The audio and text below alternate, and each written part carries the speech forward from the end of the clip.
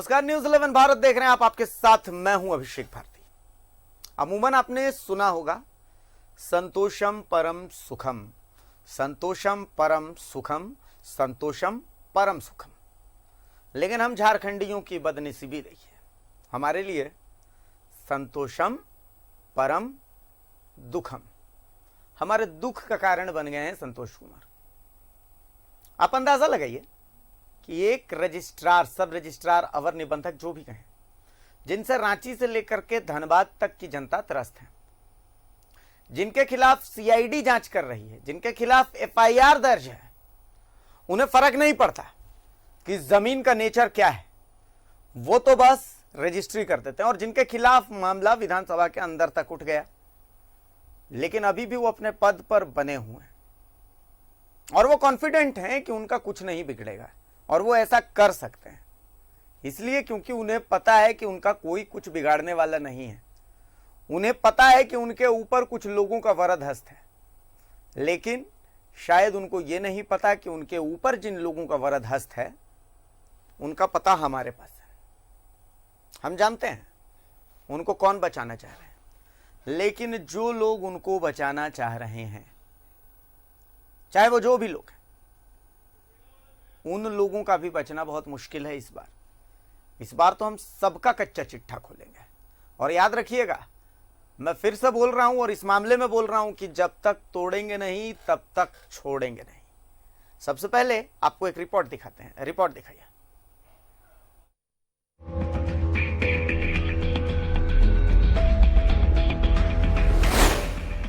संतोषम परम सुखम, लेकिन झारखंड के लिए संतोषम परम दुखम।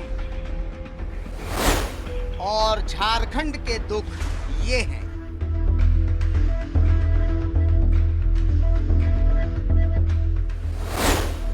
संतोष कुमार, अवर निबंधक, रांची ग्रामीण, और हमारी बात से माननीय भी इत्तेफाक रखते हैं।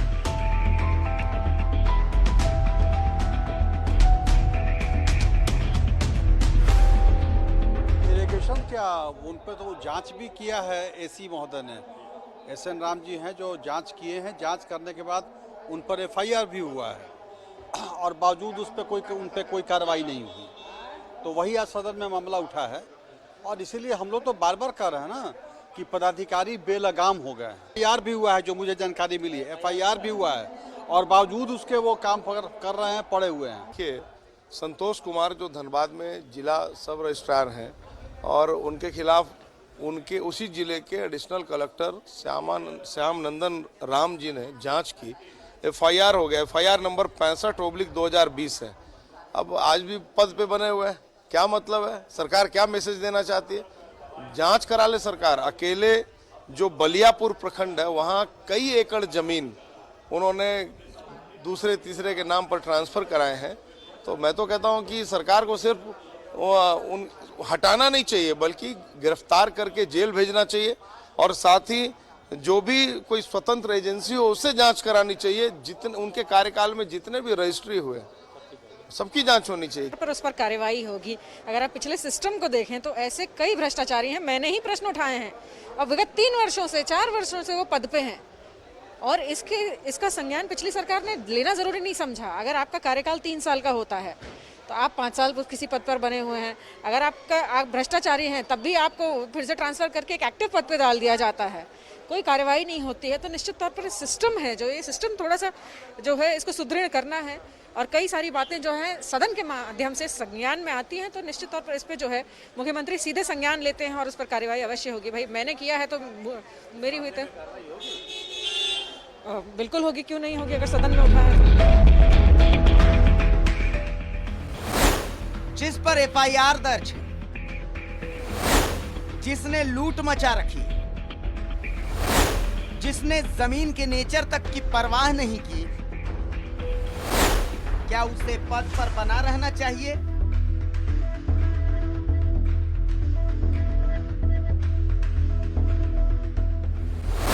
ये तय सरकार को करना है।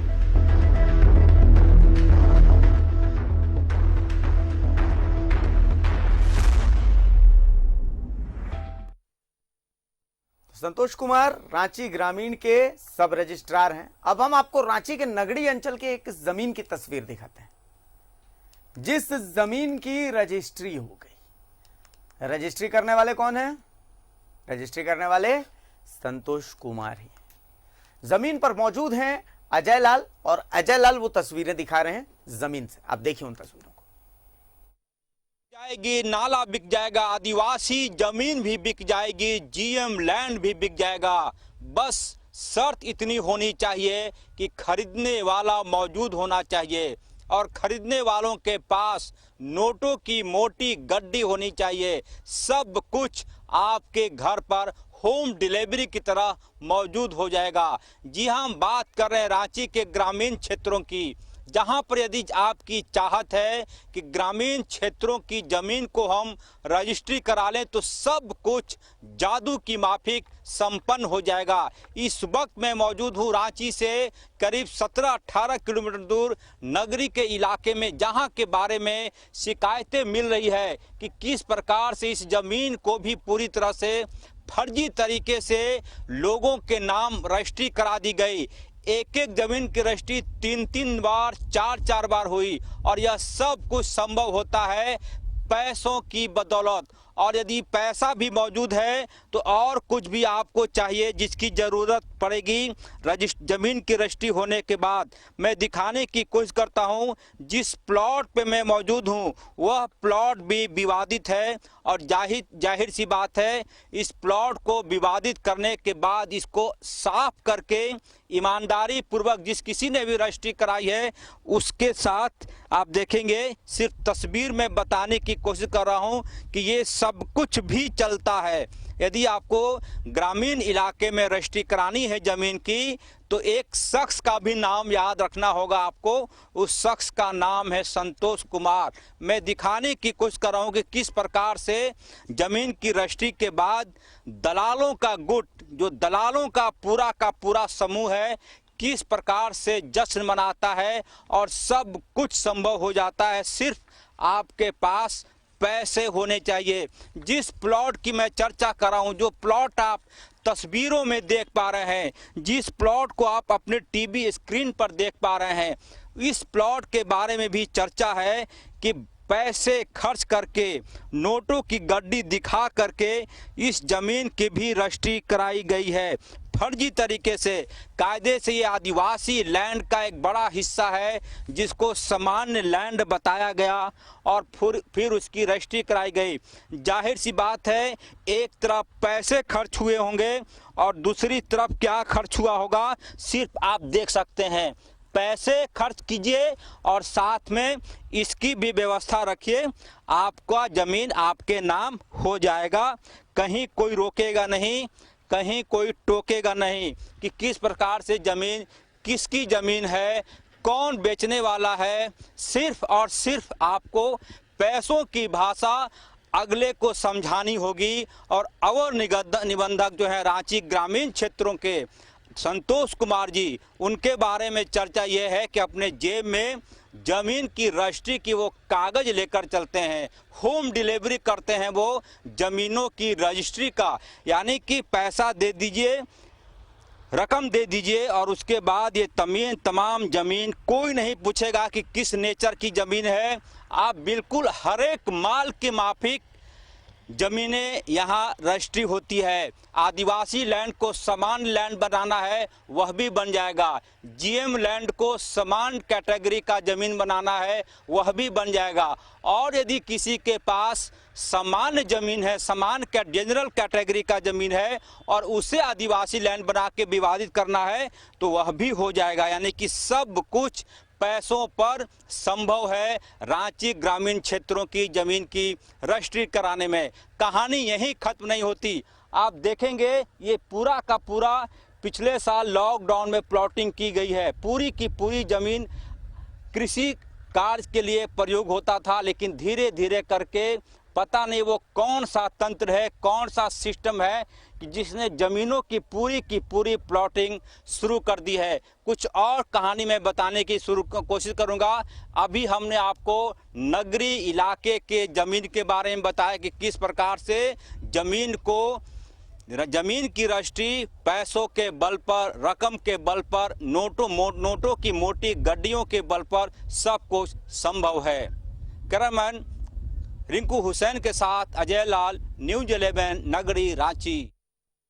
तो संतोष जी, हमने कहा ना कि जब तक तोड़ेंगे नहीं तब तक छोड़ेंगे नहीं, और हम तोड़ते कैसे हैं इसका उदाहरण आपको हम बताते हैं कि 32 अंचलाधिकारियों का तबादला हुआ है, जिसमें कि सरिया सीओ सुनीता कुमारी का भी तबादला हो गया है। तो इस वक्त की बड़ी खबर हम आपको बता दे रहे हैं कि सरिया सीओ सुनीता कुमारी का तबादला हो गया है। सुनीता कुमारी की जगह अब रमेश चंद्र तिवारी सीओ बनाए गए हैं सरिया के नए। तो इस वक्त की बड़ी खबर हम आपको बता दे रहे हैं कि 32 सीओ का तबादला हुआ, जिसमें से एक सरिया की सीओ है।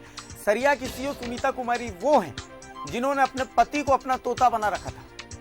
अंचल कार्यालय में सरिया सीओ से अगर कोई काम होता था तो उनके पति ही डीलिंग करते थे। हमने तमाम सबूतों के साथ खबर दिखाई थी। तो संतोष जी, बहुत जल्दी आपकी भी खबर ऐसी ही ब्रेकिंग फॉर्मेट में इसी जगह से मैं पढ़ता नजर आऊंगा आपको। आप यकीन रखिए, मेरा वादा है आपसे, आप इंतजार कीजिए।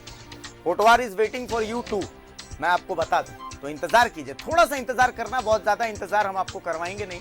हमें पता है कि सरकार आपके मामले पर संज्ञान लेगी और बहुत जल्द लेगी, और यहीं पर आपकी कहानी हम खत्म भी नहीं होने देंगे। हम कल भी आपकी कहानी यहां पर दिखाएंगे, और एक ऐसी कहानी दिखाएंगे जो अब तक किसी को नहीं पता है। धनबाद का तो वो मामला था जो विधायक जी को पता था, उन्होंने उठा दिया, लेकिन इस मामले को सिर्फ न्यूज़ 11 भारत आपको दिखाएगा, एक्सक्लूसिवली दिखाएगा। और सरिया से आदित्य हमारे साथ फोन लाइन पर जुड़ चुके हैं। आदित्य, कहा था जब तक तोड़ेंगे नहीं तब तक छोड़ेंगे नहीं, जब तक हमने तोड़ा नहीं तब तक छोड़ा नहीं। आदित्य जी बिल्कुल अभिषेक, हम ये लगातार कहते आ रहे थे, चाहे जिन भी भ्रष्टाचारियों को, चाहे वो अंचल से संबंधित हो या प्रखंड से संबंधित हो, हम लोग लगातार ये दिखाते आ रहे हैं, लोगों को कहते आ रहे हैं कि जब तक हम तोड़ेंगे नहीं तब तक छोड़ेंगे नहीं। और इस अभियान में हम लोग लगातार जुड़े हुए हैं। आज इसका एक असर है कि सरिया सीईओ के खिलाफ लगातार हम लोगों ने जनता के बीच में खबर दिखाया, उनके भ्रष्टाचार को दिखाया और लोगों को अवगत कराया, जिसका असर है कि आज सरिया सीईओ का तबादला कर दिया गया है, यहाँ से उन्हें लातेहार भेजा गया है अभिषेक। और इससे सरिया की जनता में बहुत बड़ी खुशी की लहर दौड़ रही है। मैं अभिषेक बताना चाहूंगा कि लगातार जिस समय से ये सूची निकला है उसके बाद से लगातार न्यूज़ 11 को बधाई देने के लिए लोग लगातार फोन कर रहे हैं। और हमारी जो लड़ाई कह सकते हैं कि जो लड़ाई थी, जो भ्रष्टाचार के खिलाफ हम लोगों ने ये जंग छेड़ा था, उसमें एक तरह से लोग हमें जीत की बधाई दे रहे हैं कि नहीं, ये आप लोगों की जीत है, न्यूज़ 11 की जीत है, क्योंकि आप लोगों ने लगातार सरिया सीईओ के खिलाफ जो भ्रष्टाचार उन्होंने किया है उसको लगातार लोगों के बीच में आप लोगों ने रखने का काम किया है अभिषेक। बिल्कुल, चलिए बहुत शुक्रिया आदित्य, आपका शुक्रिया सरकार का भी कि जिन्होंने गलत किया, जो सरिया के लोगों पर अत्याचार कर रहे थे उन पर कार्रवाई की है। लेकिन ये लड़ाई यहीं खत्म नहीं होती है। आखिर वो कौन लोग थे जो इतने दिनों तक ऐसे अंचलाधिकारियों को पाल पोस रहे थे? उन पर भी कार्रवाई होनी चाहिए। कार्रवाई उस जड़ पर होनी चाहिए जिस जड़ ने भ्रष्टाचार के इस इतने बड़े बरगद को खड़ा किया है। तो इंतजार हमें उस कार्रवाई का है, उस एक्शन का है जो भ्रष्टाचार के इस बरगद को, उसकी जड़ें हिला देगा। हमारा भी वार भ्रष्टाचार पर जारी रहेगा। अभी बहुत कुछ है। संतोष जी, आप भी कहीं मत जाइएगा, न्यूज़ 11 भारत देखते रहिए। एक छोटा सा ब्रेक लेके, और उसके बाद जब वापस आएंगे तो आपको एक और जमीन का खेल दिखाते हैं, यहीं का एक ब्रेक लेते हैं।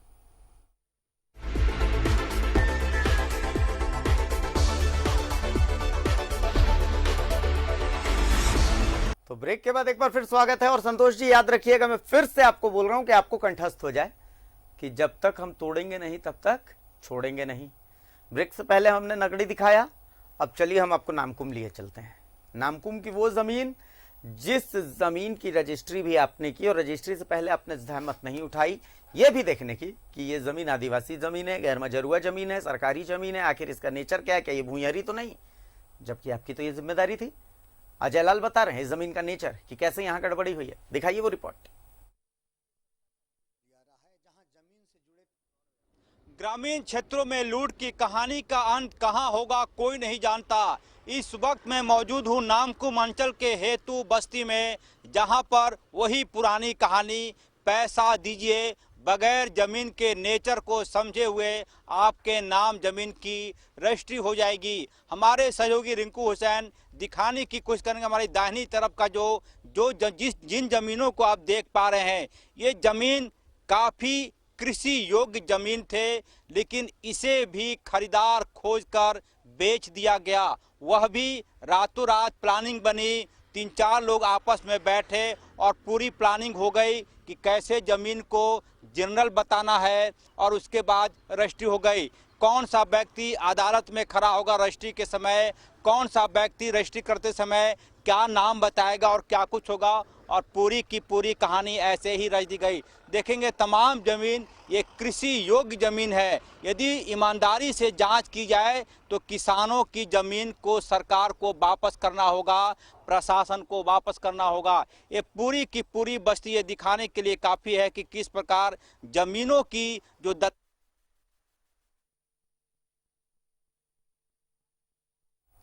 तो इस जमीन की कहानी हमने आपको दिखाई। अब हम आपको प्रोजेक्ट भवन लिए चलते हैं। प्रोजेक्ट भवन में क्या नजर आ रहा है? प्रोजेक्ट भवन में नजर आ रहा है कि वहां पर सचिव बदल गए हैं। सचिव बदल गए तो जो कमरे के बाहर बोर्ड लगा है, नेम प्लेट लगा, वो नेम प्लेट भी बदल गया है। लेकिन अभी तक भ्रष्टाचार की कहानी नहीं बदली है। शुरुआत हो चुकी है कहानी बदलने की, लेकिन इस कहानी में एक बहुत अहम किरदार है संतोष कुमार। संतोष कुमार के ऊपर कार्रवाई बहुत जरूरी है। तो प्रोजेक्ट की तस्वीरें देखिए, आकाश भार्गव दिखा रहे हैं प्रोजेक्ट के अंदर की तस्वीरें। जमीन से जुड़े तमाम प्रकार के मामलों का निष्पादन होता है। यहाँ जमीन से जुड़े मामलों के शीर्ष पदाधिकारी विराजमान होते हैं और यहीं से तमाम प्रकार के निर्णय लिए जाते हैं। आप तस्वीरों में देख सकते हैं कि यहाँ नेम प्लेट्स बदल गए हैं। पहले कुछ और नेम प्लेट्स हुआ करते थे, लेकिन अब उन नेम प्लेट्स की जगह दूसरे नेम प्लेट नज़र आ रहे हैं, क्योंकि सरकार ने एक कड़ा फैसला लेते हुए यहाँ बैठने वाले तमाम अधिकारियों के तबादले कर दिए, क्योंकि सरकार को ऐसा महसूस हुआ कि जो वह चाहती है शायद मौजूदा पदाधिकारी उस प्रकार का रिजल्ट नहीं दे पा रहे हैं, और इसीलिए ये तस्वीरें बदली बदली सी नज़र आ रही हैं। यहाँ कल तक कोई और पदाधिकारी बैठते थे, अब कोई और पदाधिकारी बैठते हैं। इतना ही नहीं, सरकार ने बेहद कड़ा निर्णय लेते हुए एक साथ एक मुश्त 161 अंचलाधिकारियों का तबादला कर दिया, ताकि ज़मीन को लेकर के जो घोटाले चल रहे हैं उन पर रोक लगाई जा सके।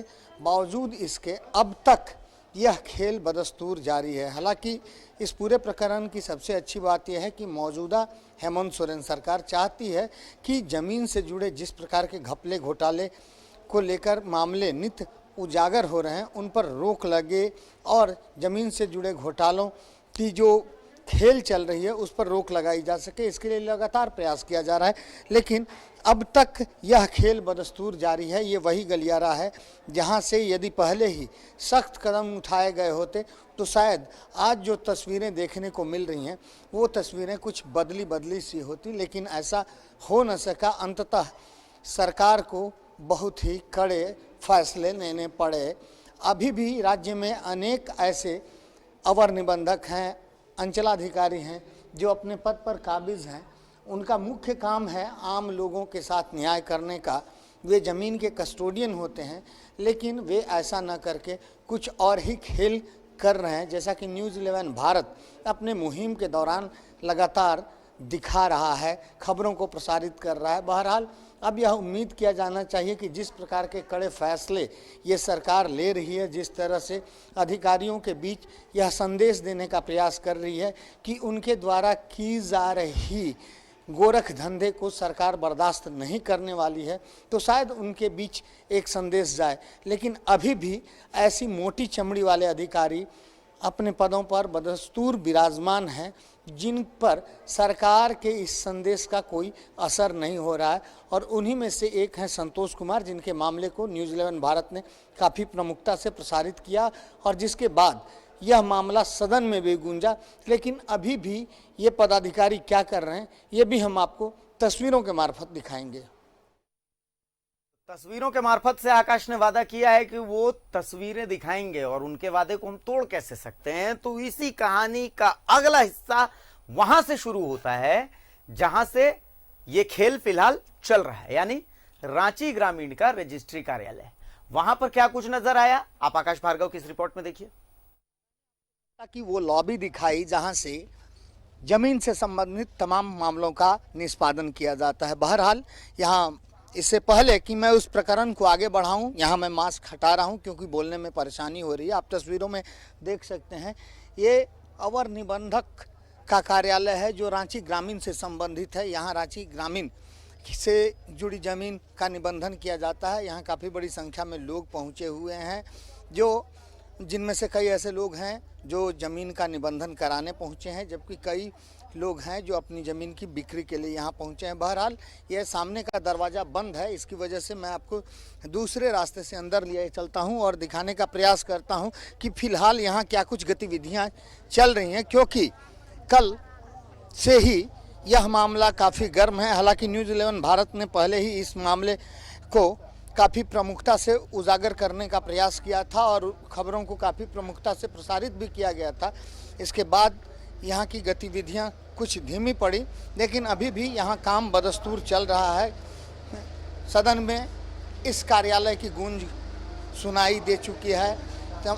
तमाम सत्ता के गलियारे में जो नाम सबसे ज़्यादा चर्चित है वह है रांची ग्रामीण के अवर निबंधक संतोष कुमार का, जिनका यह दफ्तर है और दफ्तर में लोग सामान्य रूप से काम कर रहे हैं। कुछ लोगों ने मास्क लगा रखे हैं, कुछ लोगों ने नहीं लगाए हैं। हालांकि मास्क के बाबत मैं कुछ नहीं कह सकता क्योंकि खुद ही मुझे अपना मास्क हटाना पड़ा, जैसा कि मैंने कहा कि बोलने में परेशानी हो रही है। और अब आपको दिखाता हूँ वह चैम्बर जहाँ से निबंधन के कार्य को अमली जामा पहनाया जाता है। ये श्री संतोष कुमार झारखंड निबंधन सेवा अवर निबंधक रांची ग्रामीण का कार्यालय है और तस्वीरों के माध्यम से आपको दिखाते हैं कि यहाँ पर तमाम आरोपों के बावजूद संतोष जी अपने दफ्तर में मौजूद हैं और अपने कामकाज को निष्पादित कर रहे हैं। यहाँ जब डॉक्यूमेंट्स का निबंधन किया जा रहा है, काफ़ी संख्या में यहाँ डॉक्यूमेंट्स हमें नज़र आ रही हैं। बहरहाल इनसे जो कुछ भी पूछना था हम पहले ही पूछ चुके हैं और जो कुछ भी इनके बारे में लोगों को कहना था लोगों ने भी बताया है। हालांकि अभी और भी लोग सामने आ सकते हैं। बहरहाल अब आपको कार्यालय दिखाते हैं। ये रांची ग्रामीण का अवर निबंधन कार्यालय है और कंप्यूटर पर कर्मी बैठे हुए हैं जो अपने कामकाज को निष्पादित कर रहे हैं और इस प्रकार यहाँ ये सारी गतिविधियाँ देखने को मिल रही हैं। हालांकि हमें यहाँ काम करने वाले एक लिपिक रमेश कुमार की तलाश थी, जो फिलहाल यहाँ नज़र नहीं आ रहे हैं। रमेश कुमार शायद हैं। जी हाँ, रमेश जी यहाँ मौजूद हैं। रमेश जी ज़रा सा आप आगे आएँ प्लीज़, क्योंकि आप सीधे नज़र आ रहे हैं। आप नज़दीक आएंगे तो आपसे बात हो पाएगी। आप पर यह आरोप है कि आप यहाँ पर फर्जी दस्तावेज़ों के आधार पर निबंधन के लिए रुपयों की वसूली करते हैं, क्या कहेंगे? नहीं, ऐसा बात नहीं है सर। कोई फर्जी डीड होता ही नहीं। जिसका डीड होता ओरिजिनल डॉक्यूमेंट के साथ होता, इसके अलावा तो हमको नहीं मालूम।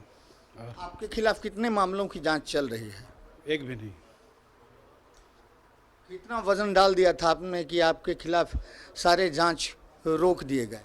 नहीं सर, ऐसा बात नहीं। आप जो लगा रहे हो ठीक नहीं। आप कब से यहाँ पदस्थापित हैं? हम सर 12 से।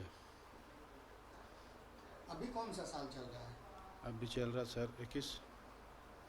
वो कौन सी चीज़ है, वो कौन सा वेट है, भार है जिसके दबाव में आप यहाँ लगातार कायम रह गए? सर हम लोग डिस्ट्रिक्ट में हैं, डिस्ट्रिक्ट लेवल के हम लोग टेम्पोररी क्लर्क हैं। हम लोग का ट्रांसफ़र जिला में ही होता है। तो जिले में भी आपका तबादला नहीं हुआ? तो जिले में है ना सर, रांची में पहले थे, रांची मेन ऑफिस में, फिर हम लोग यहाँ भेजा गया ग्रामीण में। तो अब ये सारी चीज़ें सभी के सामने है और सरकार को यह तय करना है कि उसे कैसा निर्णय लेना है, किस तरह से निर्णय लेना है और कब तक निर्णय लेना है, क्योंकि फिलहाल जो मैसेज जा रहा है उस मैसेज से, उस संदेश से कहीं ना कहीं जनता के मन में कुछ भ्रम सा पैदा हो रहा है और व्यवस्था पर से लोगों का भरोसा धीरे धीरे उठता सा नजर आने लगा है। कैमरा पर्सन अरविंद के साथ आकाश भार्गव, न्यूज़ 11 भारत, रांची। और एक बार हम सीधा रुख करते हैं आकाश भार्गव का। आकाश मेरे सहयोगी हमारे साथ सीधा जुड़ चुके हैं। आकाश, देखिए कार्रवाई बहुत जरूरी है। हमने कहा था कि जब तक तोड़ेंगे नहीं तब तक छोड़ेंगे नहीं। आज तक अंचल अधिकारियों का तबादला हो रहा है, जिसमें कि एक सीओ जो है सरिया की भी हैं, जिनकी खबर हमने प्रमुखता से दिखाई थी। खैर, यहाँ तक तो सब कुछ सही आता है, लेकिन यहाँ इन रजिस्ट्रार साहब, सब रजिस्ट्रार साहब के साथ दिक्कत ये है कि इन पर तो भ्रष्टाचार के मामले के साथ साथ बाकायदा क्रिमिनल केस चल रहा है। एफआईआर दर्ज है बलियापुर में, सीआईडी में जांच पेंडिंग है।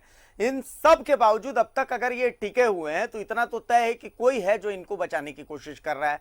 और वो जो इनको बचाने की कोशिश कर रहा है, इशारों इशारों में आपने प्रोजेक्ट बिल्डिंग से वो तस्वीरें दिखा दी कि नाम तो बदल गए हैं, बचाने वाले भी बदल गए हैं, लेकिन जो है अब तक तस्वीर जो है जमीनी स्तर पर बहुत ज्यादा बदली नहीं है। आकाश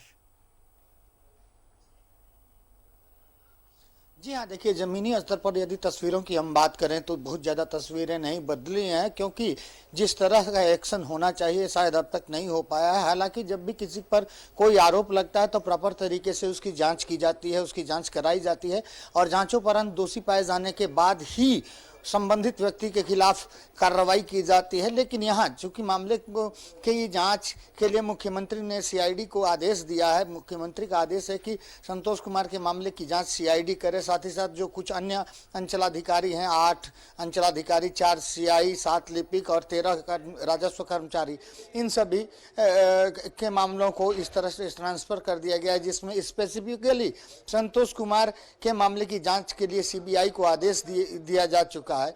लेकिन अब तक सीबीआई को दस्तावेज उपलब्ध नहीं कराए गए हैं। अब सीबीआई को दस्तावेज माफ कीजिएगा, सीआईडी को दस्तावेज क्यों नहीं उपलब्ध कराया गया है, इसके पीछे क्या कारण है, यह सब ढूंढने की आवश्यकता है। कहीं न कहीं इसके पीछे मंशा जो है बहुत पाक साफ नजर नहीं आती, क्योंकि चूंकि खुद मुख्यमंत्री जो विभागीय मंत्री भी हैं, उन्होंने जब आदेश दे दिया तो उनके आदेश का तुरंत ही अनुपालन करना चाहिए। और एक मुख्यमंत्री के पास लाखों काम होते हैं और वह एक ही मामले को लेकर के बैठे नहीं रह सकते हैं। जाहिर सी बात है कि अधिकारियों को ये बातें भली भांति पता है कि मुख्यमंत्री के संज्ञान में जब यह लाया जाएगा तब तक काफी अरसा बीत चुका होगा और इस दौरान और जो खेल किया जाना है वह शायद हो चुका होगा। तो कहीं ना कहीं विभाग में अभी भी ऐसे अधिकारी हैं जो इस प्रकार के अधिकारियों को बचाने का काम कर रहे हैं। यदि आरोप लगा है तो उसकी त्वरित जांच होनी चाहिए और जांचों पर अंत, जैसा कि मैंने कहा, यदि संबंधित अधिकारी दोषी नहीं पाया जाता है तो उसके विरुद्ध कार्रवाई होनी चाहिए। यदि नहीं दोषी पाया जाता है तो उसे बख्श दिया जाना चाहिए। लेकिन यहाँ जांच होनी चाहिए। सबसे बड़ा एक्शन तो ये होना चाहिए कि जांच हो, लेकिन यहाँ जांच ही नहीं होती है। और जब मामले की जांच ही नहीं होगी तो फिर जैसा कि मैंने पहले भी कहा था कि जांच की जिम्मेवारी भी उन्हीं अधिकारियों को दी जाती है, चूंकि वही भूमि से संबंधित मामलों के जानकार होते हैं।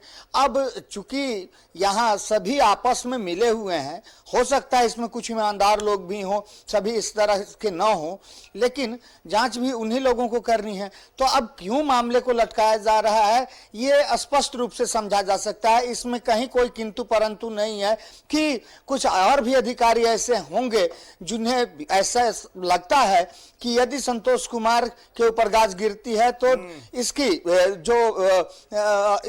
इसका जो असर होगा वह उन तक पहुंचेगा। तो शायद ये एक वजह हो सकती है, क्योंकि यहाँ ये शब्द जो है आकाश, ये ईमानदार शब्द जो है, इस ईमानदार शब्द से हमें डर लगता है। झारखंड सबसे ज्यादा जो है ना, झारखंड सबसे ज्यादा अगर डरता है तो वो इस ईमानदार शब्द से डरता है। आकाश, चलिए बहुत शुक्रिया आकाश आपका इस तमाम चर्चा के लिए, इस तमाम जानकारी के लिए। तो संतोष कुमार जी, काउंटिंग शुरू कर दीजिए। बहुत जल्दी आप पर भी एक्शन होने वाला है और फिर इसी वक्त इसी जगह से आपको भी हम वही ब्रेकिंग खबर बताएंगे कि भाई जब तक तोड़ेंगे नहीं तब तक छोड़ेंगे नहीं।